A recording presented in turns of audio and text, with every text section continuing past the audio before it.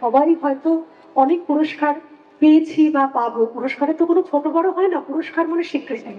কিন্তু পুরুষ অধিকার মঞ্চ থেকে নারী হিসেবে যখন স্বীকৃতি আসে, তখন হয়তো কোথাও একটা সবার জন্য আমাদের সকলের গর্ব হয় যে আমরা নারীত্বের জন্য পুরস্কারটা পাচ্ছি না, আমরা পাচ্ছি কাজের জন্য। সেটা একটা খুব গর্বের বিষয়।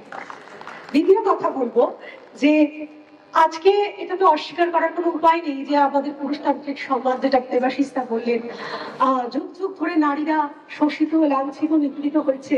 কিন্তু যখন নারীরা আগুনে পুড়ে মরছিল, তখন কিন্তু নারীদের সেই আগুনের লেলিহান গ্রাস থেকে বাঁচিয়েছিলেন একজন পুরুষ, তার নাম রাজা রামমোহন রায়।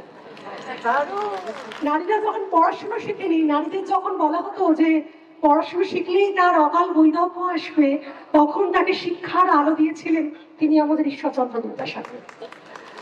তেমনি আমাদের প্রথম মহিলা ডাক্তার কাদম্বিনী গঙ্গোপাধ্যায়, হয়তো কাদম্বিনী ডক্টর কাদম্বিনী হতে পারতেন না যদি না তার স্বামী দ্বারকানাথ গঙ্গোপাধ্যায় তার সঙ্গে থাকতেন।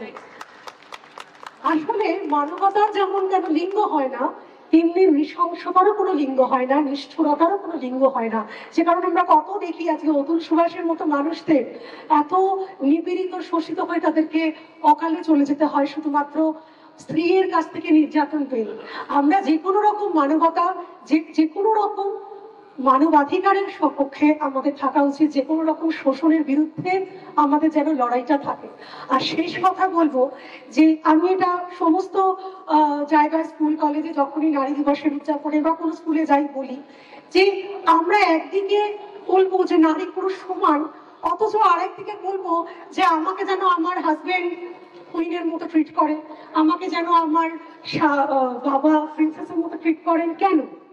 এটা তো তাহলে ইকুয়ালিটি হলো না, কন্ট্রাডিকশন হয়ে গেল, তাই না? আজকে আমি যদি যেটুকু কিছু করতে পারি, আজকে আমার লেখা, আমার সাহিত্য চর্চা বা যে কোনো আমার সামাজিক পরিচয়, আমার বাবার জন্য, যিনি বলেছিলেন যে আমি পঞ্চায়েত এলাকা থেকে উঠে আসা একটি মেয়ে, যিনি বলেছিলেন যে আমি তোকে রাজকন্যার মতো বড় করবো না, তোকে মানুষের মতো বড় করবো, একদম চোখে চোখ রেখে প্রতিবাদ করে পুরোপুরি মানুষ হিসেবে।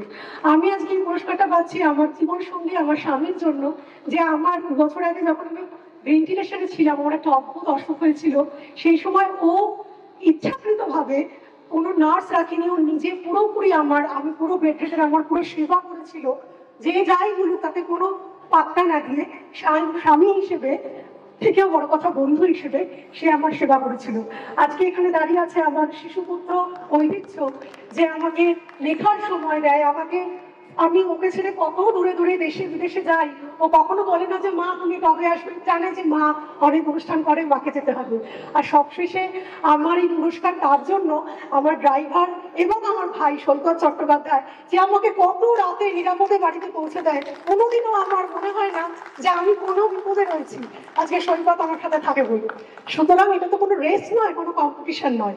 নারী পুরুষ একে অন্যের পরিপূরক। নারী পুরুষ একজন ছাড়া আরেকজন অচল। শুধু শুধু নারীকে ওভার গ্লোরিফাই করার দরকার নেই, আর পুরুষকেও ওভার গ্লোরিফাই করার দরকার নেই। আমরা দুজনের হাতে হাত মিলিয়ে মানুষ হিসেবে চলি।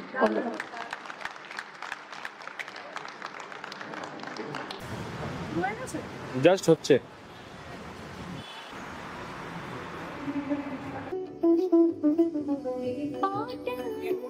আমাদের সমস্ত আর্টিস্টরা উপস্থিত হয়েছেন এবং আমরা প্রদীপ প্রজ্বলনের মাধ্যমে আজকে আমাদের এই জীবন অন্তবিহীন পথ চলাই জীবন, শুধু জীবনের কথা বলাই জীবন।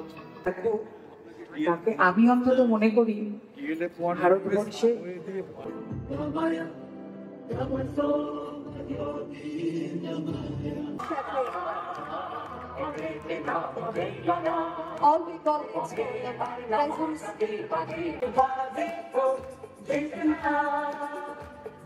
আমাদের এই মঞ্চকে আলোকিত করার জন্য মানুষ সর্বোপরি ওর লেখাটাকে আমি কখনো দেখিনি যে ও পুরুষ মানুষকে দোষারোপ করছে বা মেয়েদের নিয়েও কথা বলছে, সবসময় একটা জেন্ডার ইকুয়ালিটিও রাখার চেষ্টা করেছে।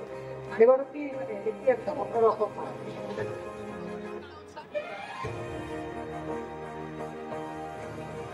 সবার আগে সম্মান জ্ঞাপন করার জন্য আমরা উত্তরীয় করি এবং আমাদের সেরা নারী সম্মানের এই মঞ্চ সত্যি আমাদের অভিভূত। পুষ্পস্তবক দিয়ে আমরা বরণ করে দিচ্ছি।